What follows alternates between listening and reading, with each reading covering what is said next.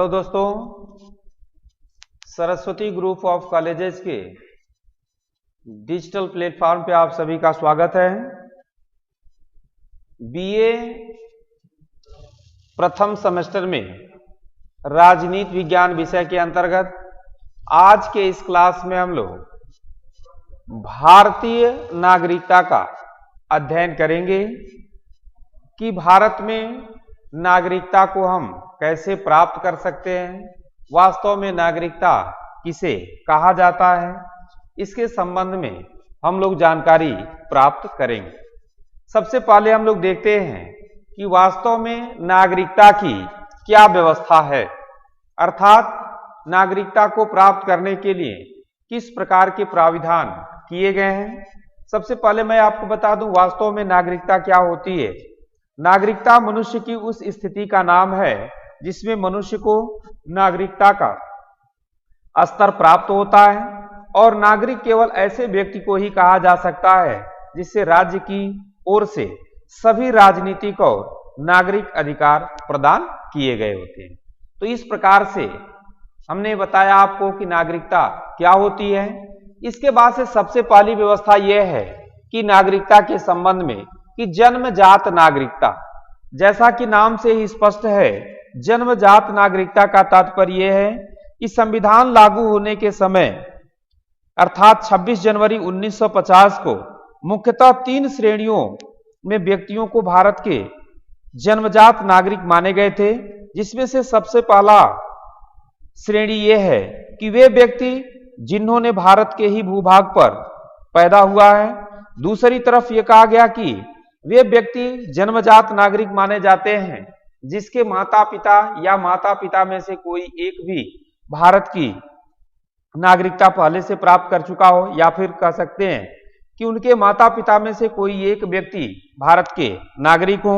और तृतीय श्रेणी में वे जन्मजात नागरिक माने जाते हैं जो भारतीय संविधान के घोषित होने से पूर्व कम से कम 5 वर्षों से भारत भूमि पर निवास कर रहे होते हैं। तो ऐसे व्यक्तियों को जन्मजात नागरिक माना जाता है। इसके बाद से दूसरा जो नागरिकता की व्यवस्था है वह है शरणार्थी नागरिक।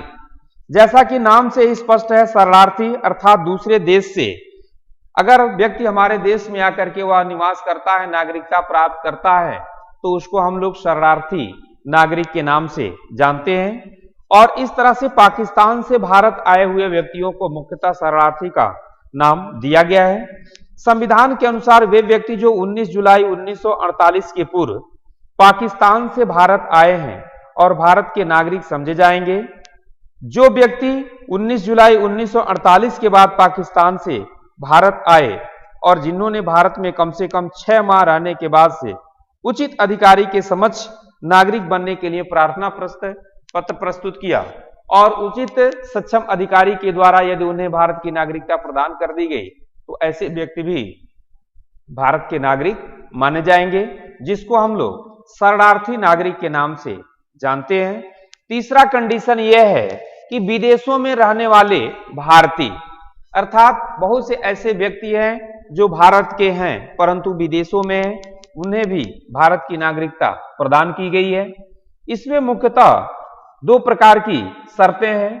पहला है कि भारतीय नागरिक बन सकने के लिए उसके माता पिता या उसके दादा दादी का जन्म अविभाजित भारत में हुआ हो। अविभाजित भारत का तात्पर्य यह है कि भारत के और पाकिस्तान के बंटवारे से पहले यदि उनके माता पिता दादा दादी कोई भी व्यक्ति यदि भारत में रह रहा है तो उसे भी भारत की नागरिकता प्रदान की जाएगी।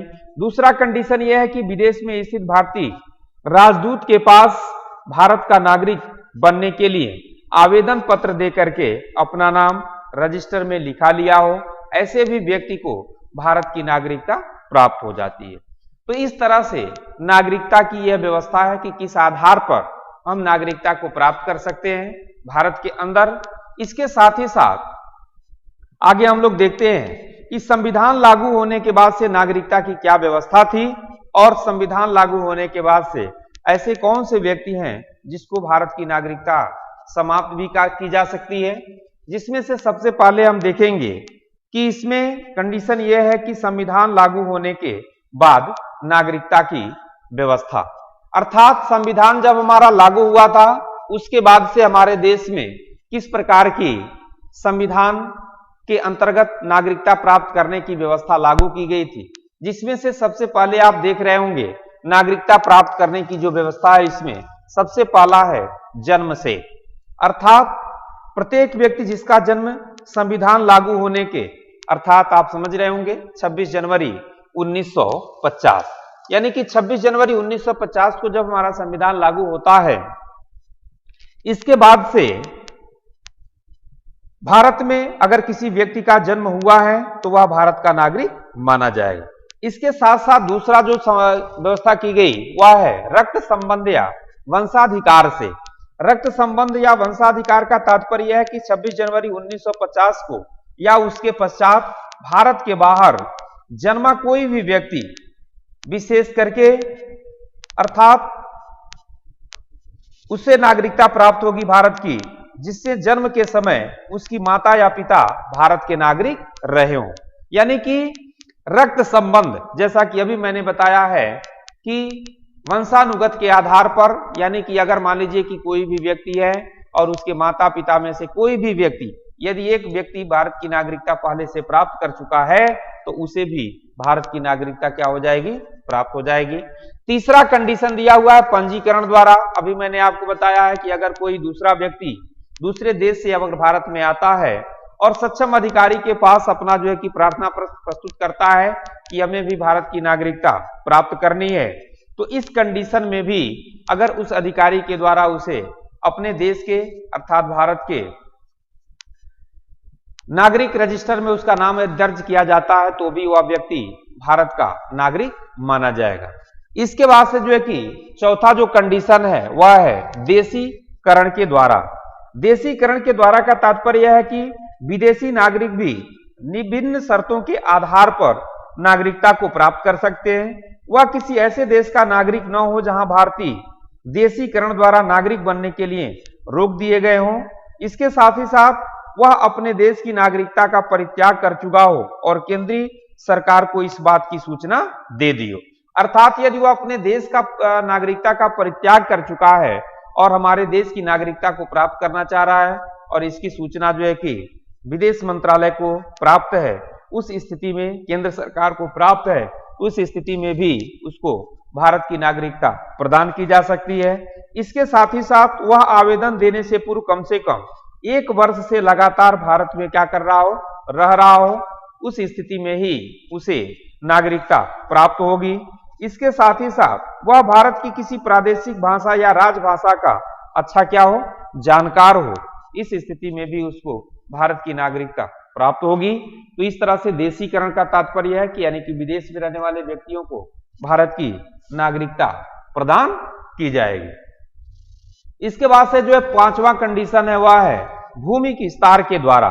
भूमि विस्तार का तात्पर्य है कि आप लोग समझ रहे होंगे कि अगर मान लीजिए कि भारत का कोई भूभाग है और किन्हीं कारणों से यदि जो है कि वह किसी दूसरे देश में चला जा रहा है या फिर किसी दूसरे देश का भूभाग है और किन्हीं कारणों से अगर वह भारत में शामिल हो जा रहा है, तो उस भूभाग में रहने वाले जो भी व्यक्ति होंगे जब वह भारत में शामिल होगा तो उन सभी व्यक्तियों को क्या किया जाएगा, भारत की नागरिकता प्रदान कर दी जाएगी। तो इस स्थिति में भी यानी कि भूमि यदि विस्तार हो रहा है तो इस स्थिति में भी व्यक्तियों को भारत की क्या हो जाएगी, नागरिकता प्राप्त हो जाएगी। ठीक है। इसके बाद से हम लोग आगे देखते हैं कि नागरिकता का अंत कैसे होगा। यानी कि किसी भी व्यक्ति को अगर भारत की नागरिकता प्राप्त हुई है लेकिन अगर उसकी नागरिकता जो है कि समाप्त करनी है, उसको उसके नागरिकता से वंचित करना है, तब क्या किया जाएगा। सबसे पहला चीज दिया हुआ है नागरिकता परित्याग करने से। नागरिकता परित्याग करने से तात्पर्य यह है कि यदि कोई व्यक्ति भारतीय नागरिकता से परित्याग की घोषणा कर देता है तो वह घोषणा विशेष अधिकारी द्वारा पंजीकृत कर ली जाएगी और वह यह व्यक्ति भारत का नागरिक नहीं माना जाएगा। तो इस तरह से स्वयं वह चाह रहा है कि हम भारत के नागरिक न हो तो वह त्याग पत्र अपना जो है कि दे देगा और वह सक्षम अधिकारी इसको जो है कि चिन्हित करेगा और तब से वह भारत का नागरिक नहीं माना जाएगा। दूसरा कंडीशन है स्वेच्छा से किसी अन्य देश की नागरिकता स्वीकार कर लेने से। यदि भारत का कोई नागरिक है और पंजीकरण, देशीकरण या अन्य किसी प्रकार से किसी दूसरे देश की नागरिकता प्राप्त कर लेता है तो ऐसी स्थिति में वह भारत का नागरिक नहीं रहेगा। जैसा कि अभी आपको मैंने पहले बताया है कि देशीकरण स्थिति के दौरान कि अगर मान लीजिए कि वह दूसरे देश का व्यक्ति है, भारत की नागरिकता प्राप्त करना चाह रहा है, तो अपने देश की जो है कि नागरिकता से क्या करेगा, त्याग पत्र देगा। इसके साथ ही साथ वह भारत में कम से कम 1 वर्षों से क्या कर रहा हो, रह रहा हो। तो इसी प्रकार से भी अगर कोई भारत का व्यक्ति है और किसी दूसरे देश की नागरिकता को प्राप्त करना चाह रहा है तो स्वेच्छा से किसी अन्य देश की अगर नागरिकता स्वीकार कर ले रहा है तो स्वाभाविक है कि उसको भारत की नागरिकता से क्या कर दिया जाएगा, वंचित कर दिया जाएगा, भारत की नागरिकता उसकी समाप्त हो जाएगी। इसके बाद से अगला जो कंडीशन है वह है संघ सरकार के द्वारा नागरिकता का अपहरण। संघ सरकार के द्वारा नागरिकता का अपहरण का तात्पर्य यह है कि भारत की संघ सरकार के द्वारा विभिन्न परिस्थितियों में विभिन्न कारणों के आधार पर नागरिकता का अपहरण कर लिया जाता है। अपहरण करने का तात्पर्य है कि किसी भी व्यक्ति की नागरिकता को क्या कर लिया जाता है, छीन लिया जाता है। सबसे पहला कारण है कि असत्य अभिलेख। असत्य अभिलेख का तात्पर्य यह है कि अगर कोई व्यक्ति है और उससे अगर मान लीजिए कि कोई भी सूचना मांगी जा रही है, अगर वह सूचना गलत दे रहा है, उस स्थिति में भी उसकी नागरिकता का अपहरण किया जा सकता है। युद्ध के समय जैसे मान लीजिए कि अगर वह कोई सूचना गलत प्रदान कर रहा है तो इस स्थिति में भी उसकी नागरिकता समाप्त हो सकती है।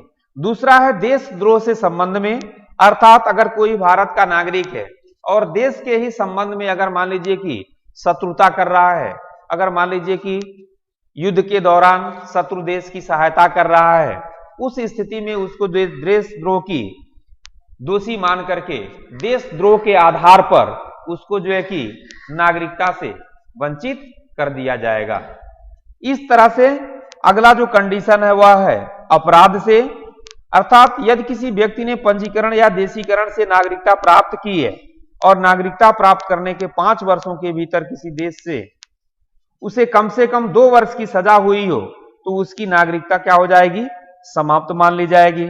या फिर दीर्घ प्रवास से, दीर्घ प्रवास का तात्पर्य यह है कि अगर कोई भी व्यक्ति है भारत का और वह बिना सूचना दिए हुए ही अगर वह भारत के बाहर एक लंबे समय तक अपना जीवन यापन कर रहा है, अर्थात जो समय है वह है 7 वर्ष, और 7 वर्ष तक वह किसी प्रकार की सूचना नहीं दे रहा है, तो इस स्थिति में भी उसकी नागरिकता क्या हो जाती है, समाप्त मान ली जाती है, उसकी नागरिकता समाप्त हो जाती है। तो इस तरह से हम लोगों ने देखा कि नागरिकता की क्या व्यवस्था है, अर्थात 3 आधार पर, जन्मजात के आधार पर, शरणार्थी के आधार पर और विदेश में रहने वाले भारतीयों के आधार पर हम लोग नागरिकता प्राप्त कर सकते हैं। इसके साथ ही साथ संविधान लागू होने के बाद से जो नागरिकता की व्यवस्था की गई थी उसमें सबसे पहला है कि जन्म से, अर्थात वह भारत ही भूभाग पर जो है कि पैदा हुआ हो। दूसरा है रक्त संबंध, यानी कि अगर मान लीजिए कि कोई व्यक्ति है और उसके माता पिता या माता पिता में से कोई या दादा दादी भारत के नागरिक हैं तो उसे भी भारत की नागरिकता क्या होगी, प्रदान की जाएगी। तीसरा कंडीशन है पंजीकरण द्वारा।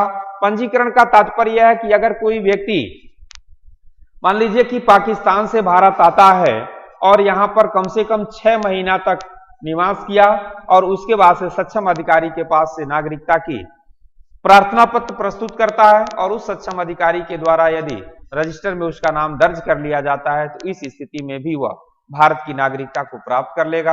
देशीकरण, देशीकरण का तात्पर्य यह है कि अगर मान लीजिए कि कोई भी व्यक्ति है और वह भारतीय नागरिकता को प्राप्त करना चाह रहा है तो विभिन्न शर्तों के अनुसार वह नागरिकता को प्राप्त कर सकता है। जैसा कि मैंने बताया है कि वह किसी ऐसे देश का नागरिक न हो जो जिस देश की नागरिकता को भारत में नागरिकता प्रदान करने से मना किया गया हो। इसके साथ ही साथ वह अपने देश की नागरिकता का परित्याग कर चुका हो, तभी जाकर के उसको भारत की नागरिकता प्रदान की जाएगी। वह अपने देश से पूर्व कम से कम 1 वर्ष से लगातार भारत में क्या कर रहा हो, रह रहा हो। इस तरह से उसको भारत की नागरिकता प्राप्त हो सकती है। पांचवा कंडीशन है भूमि विस्तार। जैसा कि मैंने अभी आपको बताया है कि मान लीजिए कि यह आपका जो है कि किसी देश का सीमा है और इस सीमा का यदि विस्तार, मान लीजिए कि बगल में कोई दूसरा देश है और इस सीमा का विस्तार हो रहा है, अगर वह सीमा यहां तक पहुंच जा रही है तो इस देश के जो भूभाग इस देश में शामिल हो रहे हैं, तो इस भूभाग पर रहने वाले जो व्यक्ति होंगे उनको स्वतः ही इस देश की क्या हो जाएगी, नागरिकता प्राप्त हो जाएगी। तो इस तरह से भूमि विस्तार के आधार पर भी नागरिकता प्राप्त होती है। इसके बाद से नागरिकता का अंत कैसे होगा, यानी कि अगर कोई व्यक्ति है भारत का नागरिक है, वह चाह रहा है कि हम भारत के नागरिक न रहें और वह अपना जो है कि प्रार्थना प्रस्तुत करता है, तो उसकी भी नागरिकता स्वतः समाप्त मान ली जाएगी। दूसरा है स्वेच्छा से किसी अन्य देश की, अगर कोई व्यक्ति दूसरे देश की नागरिकता को प्राप्त करता है तो फिर यहां से उसकी नागरिकता क्या होगी, समाप्त हो जाएगी। इसके साथ ही साथ संघ सरकार के द्वारा नागरिकता का क्या कर लिया जाता है, अपहरण कर लिया जाता है। उसका कंडीशन मैंने बताया है कि सबसे पहला है असत्य अभिलेख, यानी कि धोखा देकर के गलत तरीके से अगर मान लीजिए कि भारत की नागरिकता को प्राप्त कर लिया है तो उस स्थिति में भी उसकी नागरिकता समाप्त हो सकती है। देशद्रोह के संबंध में, यानी कि देश के ही विरुद्ध यदि षड्यंत्र कर रहा है, यदि युद्ध के दौरान शत्रु देश की रक्षा कर रहा है तो उस स्थिति में भी उसकी नागरिकता को समाप्त की जा सकती है। दीर्घ प्रवास से, अगर लगातार 7 वर्षों तक बिना सूचना दिए हुए कोई भी व्यक्ति अगर कहीं दूसरे देश में निवास कर रहा है जिसकी सूचना भारत को नहीं है, ऐसे व्यक्तियों की भी नागरिकता को समाप्त किया जा सकता है। इसके साथ साथ कोई मान लीजिए कि कोई घोर अपराध कर रहा है, बड़ा अपराध कर रहा है, तो इस स्थिति में भी उसकी नागरिकता को समाप्त किया जा सकता है। फिर से हम लोग अगले क्लास में एक अच्छे टॉपिक के साथ मिलते हैं। तब तक के लिए आप सभी लोगों को बहुत बहुत धन्यवाद।